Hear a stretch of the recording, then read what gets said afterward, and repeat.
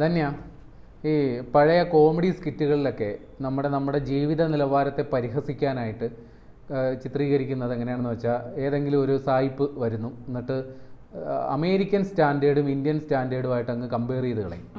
ഞങ്ങളുടെ നാട്ടിൽ ഇങ്ങനെയൊന്നും അല്ല എന്ന രീതിയിൽ ഒരു ക്ഷണമാത്രയിൽ കണ്ടു മാറ്റാവുന്ന ഒരു തമാശക്കപ്പുറം കുറച്ച് എന്താ പറയുക, നമ്മളെ കൃത്യമായി അവഹേളിക്കുന്ന ഒരു സാധനം കൂടിയാണ് അത്. പലരും അതിപ്പോഴും അങ്ങനെ തന്നെയാണ് ഫോളോ ചെയ്യുന്നത്. അമേരിക്കൻ സ്റ്റാൻഡേർഡ്, അമേരിക്കയിൽ ഇങ്ങനെയൊന്നും അല്ല, അമേരിക്കയിൽ എന്തോ വലിയ കാര്യമാണ് നടക്കുന്നത്, അമേരിക്കയിലെ ജീവിത നിലവാരം വേറെയാണ്, അമേരിക്കയിലെ ക്രമസമാധാനം വേറെയാണ്, അവിടെ എന്തെങ്കിലും ഒരു കുറ്റകൃത്യം നടന്നാൽ 24 മണിക്കൂറും CCTV സർവൈലൻസ് ഉണ്ട്, പെട്ടെന്ന് കുറ്റവാളികളെ കിട്ടും, ഇതൊക്കെയാണ് പറഞ്ഞു വെക്കുന്നത്. പക്ഷേ കഴിഞ്ഞ ദിവസം അവിടെ ട്രംപിൻ്റെ ഏറ്റവും വിശ്വസ്തനായ അനുയായിയെ ഒരു കോളേജ് ക്യാമ്പസിൽ വെച്ച് 100 കണക്കിന് പേർ നോക്കി നിൽക്കെ വെടിവെച്ച് കൊന്നു. പക്ഷേ ആ വെടിവെച്ച് കൊന്നവനെ ഇതുവരെ പോലീസിന് കിട്ടിയിട്ടില്ല. അവൻ രക്ഷപ്പെട്ടു പോകുന്ന CCTV ദൃശ്യങ്ങൾ പുറത്തുവിട്ട് ഇതുവരെ പിടികൂടാൻ പറ്റിയിട്ടില്ല. മറ്റൊരു സംഭവം, ഒരു ഇന്ത്യൻ വ്യവസായിയെ, അദ്ദേഹത്തിൻ്റെ തന്നെ ജീവനക്കാരൻ, ഇതോ തുണി അലക്കുന്നതുമായി ബന്ധപ്പെട്ടതോ നിസ്സാര തർക്കമാണ് പോലും, കഴുത്തെറുത്തങ്ങ് കൊന്നു. വേറൊരു സംഭവം, ഒരു ട്രെയിനിൽ ഒരു യുക്രൈൻ യുവതിയെ നേരത്തെ മുൻപരിചയം പോലും ഇല്ലാത്ത ഒരു അക്രമി അങ്ങ് അതേപോലെ മാരകായുധം ഉപയോഗിച്ച് കൊന്നുകളയുന്നു. ഇതൊക്കെ ഇപ്പോൾ ഇന്ത്യയിലൊക്കെയാണ് ഇങ്ങനൊരു സംഭവം നടക്കുന്നതെങ്കിൽ പാശ്ചാത്യ മാധ്യമങ്ങളൊക്കെ റിപ്പോർട്ട് ചെയ്യുക, ഇവിടെ എന്താ പറയുക, നമ്മുടെ IS ഭീകരവാദികൾ ചെയ്യുന്ന സമാനമായ ക്രൂരകൃത്യങ്ങളൊക്കെ ഇവിടെ നടക്കുന്നു എന്ന രീതിയിലാണ്. അമേരിക്കയിൽ ഇപ്പോൾ എന്താണ് നടക്കുന്നത്? അമേരിക്കയിൽ മൊത്തത്തിൽ ഇത്തരത്തിലുള്ള ക്രൂരമായ സംഭവങ്ങൾ ആവർത്തിക്കപ്പെടുന്നു. ഈ ഭീകര രാഷ്ട്രം വാസ്തവത്തിൽ ഇപ്പോൾ അമേരിക്കയാണോ? അതായത് നമ്മൾ ചിന്തിക്കേണ്ടത് അമേരിക്ക പഴയ അമേരിക്ക അല്ല, അമേരിക്ക മാറിക്കൊണ്ടിരിക്കുകയാണ്. കാരണം ഈ 2ാം ട്രംപ് അധികാരത്തിൽ വന്നപ്പോൾ അമേരിക്ക ഒരു ഭീകര രാഷ്ട്രമായി മാറുന്നു എന്നൊരു സംശയം ഇല്ലാതില്ല. കാരണം കുറച്ച് നാളുകൾക്ക് മുൻപാണ് കുറേ ഇസ്രായേലി ജൂതന്മാരെ അമേരിക്കയിലിട്ട് ആരൊക്കെയോ ചേർന്ന് തീർത്തത്. അപ്പോൾ 1ാം ട്രംപ് അധികാരത്തിൽ നിന്ന് ഇറങ്ങുന്ന സമയം ഓർമ്മയില്ല, അവിടെ വലിയ കലാപമൊക്കെ ഉണ്ടായിരുന്നു, ഉണ്ടാക്കിയ ആളാണ്. അപ്പോൾ അന്ന് മുതലേ തുടങ്ങിയതാണ്. അതിനുശേഷമാണ് ഇപ്പോൾ പിന്നെ പ്രേംലാലേട്ടൻ പറഞ്ഞത്, ഒരു ഇന്ത്യൻ വ്യവസായിയുടെ ജോലിക്കാരൻ, അയാൾ ഇയാളെ ഒരു തുണി അലക്കുന്ന വിഷയവുമായി ബന്ധപ്പെട്ട് ഇയാളുമായി തർക്കത്തിൽ ഏർപ്പെടുന്നു. അതിനുശേഷം ഇയാളെ കൊന്നതിന് ശേഷം കഴുത്തറുത്ത് തല ഉരുട്ടിക്കൊണ്ട് പോവുകയാണ്. ഒരു ലോകത്തെ തന്നെ ലോക പോലീസ് എന്നറിയപ്പെടുന്ന ഒരു രാജ്യത്ത് നടക്കുന്ന കാര്യങ്ങളാണ് ഇത്. നമ്മുടെ ഉത്തർപ്രദേശിൽ ഒരു കാക്ക ചത്താൽ പോലും ഇവിടുത്തെ മാധ്യമങ്ങൾ എന്തെല്ലാം തരത്തിൽ വാർത്തകളാക്കും. ഇപ്പോൾ പാശ്ചാത്യ മാധ്യമങ്ങളായാലും കേരള മാധ്യമങ്ങളായാലും അവിടെയാണ്. ഇപ്പോൾ പണ്ടൊക്കെ നമ്മൾ പറയും, ഒന്ന് രക്ഷപ്പെടണമെങ്കിൽ അമേരിക്കയിലെല്ലാം പോകാൻ പറ്റിയെങ്കിൽ ഒന്ന് രക്ഷപ്പെടാമായിരുന്നു. ഇപ്പോൾ ജീവൻ കിട്ടണമെങ്കിൽ അമേരിക്കയിൽ നിന്ന് തിരിച്ചു വരണമെന്ന അവസ്ഥയിലേക്ക് കാര്യങ്ങൾ എത്തി നിൽക്കുന്നു. അമേരിക്കയുടെ ഒരു സ്ഥലവും ഒരു സുരക്ഷിതമല്ല എന്ന് മനസ്സിലാക്കാൻ സാധിക്കുന്നത്. അതായത് ഇതിൻ്റെയൊക്കെ വീഡിയോ നമ്മൾ x.com പോയി നോക്കിയാൽ കാണാം. ഈ തലയിറക്കുന്നതിൻ്റെ വീഡിയോ, അല്ലെങ്കിൽ ഇത്തരത്തിൽ ക്രൂരമായി ഉപദ്രവിക്കുന്നതിൻ്റെ കൊല്ലുന്നതിൻ്റെയൊക്കെ വീഡിയോ അത് കണ്ടാൽ നമ്മൾ തന്നെ അതിശയപ്പെട്ടു. പിന്നെ അമേരിക്കയുടെ ഒരു കൾച്ചർ എന്ന് പറഞ്ഞാൽ തോക്കും കൊണ്ടാണ് പിള്ളേരൊക്കെ സ്കൂളിൽ പോകുന്നത്. ടീച്ചർ പഠിപ്പിക്കാൻ ഇഷ്ടപ്പെട്ടില്ലെങ്കിൽ അപ്പം തന്നെ ടീച്ചറെ വെടിവെച്ച് കൊല്ലും, അച്ഛൻ അമ്മയെ വെടിവെച്ച് കൊല്ലുന്നു, അമ്മ മകനെ വെടിവെച്ച് കൊല്ലുന്നു, മകൾ കാമുകനെ വെടിവെച്ച് കൊല്ലുന്നു, കാമുകൻ കാമുകിയെ വെടിവെച്ച് കൊല്ലുന്നു, എക്സ് ബോയ് ഫ്രണ്ടിനെ ഇങ്ങനെ മൊത്തം വെടിക്കഥകളാണ്. വെടി പുക ഇത് തന്നെയാണ് അമേരിക്കയെന്ന് നമ്മൾ കേട്ടുകൊണ്ടിരിക്കുന്നത് എന്നുള്ളതാണ്. ഒരുപാട് വികസിത രാജ്യമാണ്, അമേരിക്കയിൽ പോകണമെന്ന് ആഗ്രഹിക്കുന്നവരുണ്ട്. ഇനിയൊക്കെ പിള്ളേരെ അമേരിക്കയിൽ പോകുന്നതൊക്കെ ഒന്ന് സൂക്ഷിച്ചും കണ്ടൊക്കെ പൊക്കോ. ഒരുപാട് പൈസയും ജോലിയൊക്കെ കിട്ടും, പക്ഷേ അവിടെ പോയാൽ സമാധാനത്തോടെ ജീവിക്കാൻ പറ്റുമെന്നുള്ള കാര്യത്തിൽ വലിയ സംശയമുണ്ട്. അമേരിക്കക്കാരനായ ഭീകരവാദി എന്ന വാക്ക് നമ്മളിപ്പോൾ ഉപയോഗിച്ചേ പറ്റൂ. അമേരിക്കക്കാരനായ ഒരു ഭീകരവാദി എന്ന് തന്നെ പറയേണ്ടി വരും. അമേരിക്ക ഒരു ഭീകര രാഷ്ട്രമായി, എനിക്ക് തോന്നുന്നു പാകിസ്ഥാനെ പോലെയൊക്കെ ഒരു രാഷ്ട്രമായി അവിടെ ഭീകരവാദത്തെ വളർത്തുന്നില്ല എന്നുള്ളൂ, ഭീകരവാദികൾ വളർന്നുകൊണ്ടിരിക്കുന്നു എന്നുള്ളതാണ് യാഥാർത്ഥ്യം. അത്രമാത്രം ഒരു ഇതായി മാറുന്നുണ്ട്. നമ്മളിത് പണ്ടൊക്കെ ഇസ്ലാമിക രാഷ്ട്രത്തിലാണ് ഇതൊക്കെ കാണുന്നത്. ഈ അടുത്ത കാലത്ത് ഞാൻ കണ്ടത് ഏത് രാജ്യത്താണെന്ന് എനിക്ക് ഓർമ്മയില്ല, ഈ ഭൂകമ്പത്തിനിടയിൽ പെൺകുട്ടികൾ പെട്ടുപോയി, അന്യപുരുഷന്മാർ ശരീരത്തിൽ തൊടുമെന്ന് കരുതി ആ പെൺകുട്ടികളുടെ ഡെഡ് ബോഡി പോലും താലിബാൻ.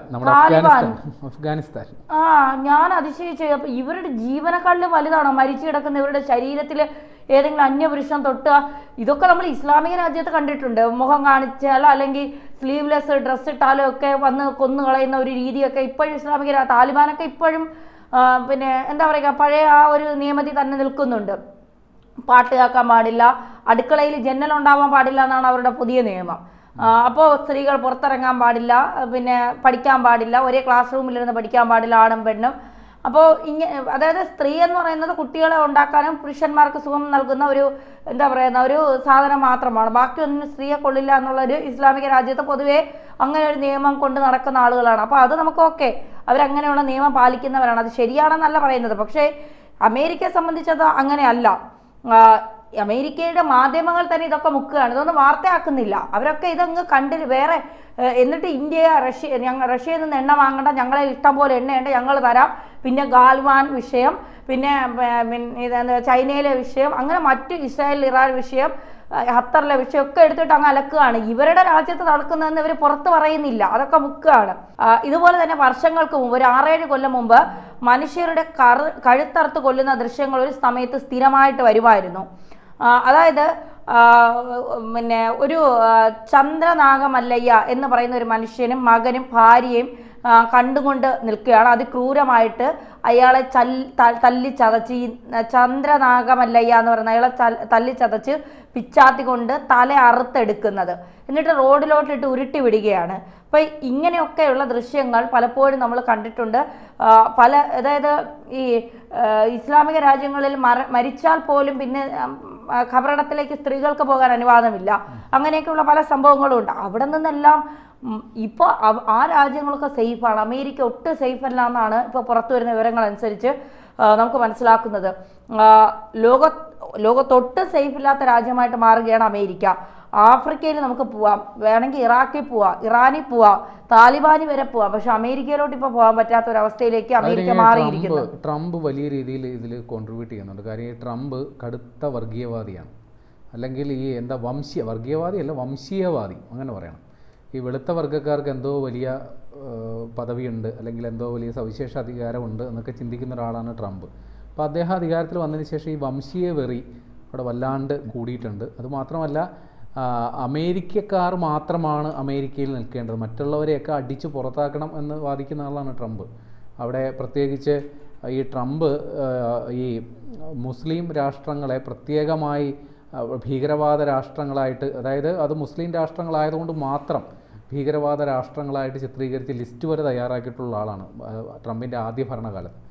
ഇപ്പോഴും അതിൽ മാറ്റമൊന്നുമില്ല. അദ്ദേഹം ഈ അമേരിക്കയിൽ കുടിയേറിയിട്ടുള്ള മറ്റുള്ള, അതായത് അമേരിക്കക്കാരല്ലാത്ത മറ്റുള്ളവരെയൊക്കെ അടിച്ച് പുറത്താക്കണം എന്ന് അത്തരത്തിൽ കർശനമായ നിലപാടെടുക്കുന്നു. ഇതിൻ്റെ ഒരു പ്രതിഫലനം തന്നെയാണ് മറ്റ് ഇടങ്ങളിലും കാണുന്നത്. കാര്യം മറ്റ് മതവിശ്വാസികൾ, അതായത് ഈ ജൂതർ, അവർക്കെതിരെയുള്ള ആക്രമണം നടക്കുന്നു. മറ്റു മതവിശ്വാസികൾക്ക് നേരെ അവിടെ വലിയ രീതിയിലുള്ള ആക്രമണം നടക്കുന്നു. പിന്നെ ഏറ്റവും വലിയ ദുഃഖകരമായ യാഥാർത്ഥ്യം, ഈ സ്കൂൾ കുട്ടികളടക്കം സ്കൂളിൽ തോക്കും അതേപോലുള്ള സാധനമൊക്കെ ആയിട്ട് ചെന്ന് എന്താ പറയുക, വെറുപ്പ് തീർക്കാനായിട്ട് കണ്ണി കണ്ടവരെയൊക്കെ തീർക്കുക, മറ്റുള്ളവരോടുള്ള വിദ്വേഷം തീർക്കാനായിട്ട് കണ്ണി കണ്ടവരെയൊക്കെ തീർക്കുക, ആ രീതിയിലോട്ട് കാര്യങ്ങൾ പോയിട്ടുണ്ട്. പക്ഷേ ഇപ്പോൾ അവിടെ കാര്യങ്ങൾ കൈവിട്ട അവസ്ഥയിലാണ്. ഇത് എത്തി അതിൻ്റെ പാരമ്യത്തിലോട്ട് എത്തിയോ എന്നൊരു സംശയമുണ്ട്.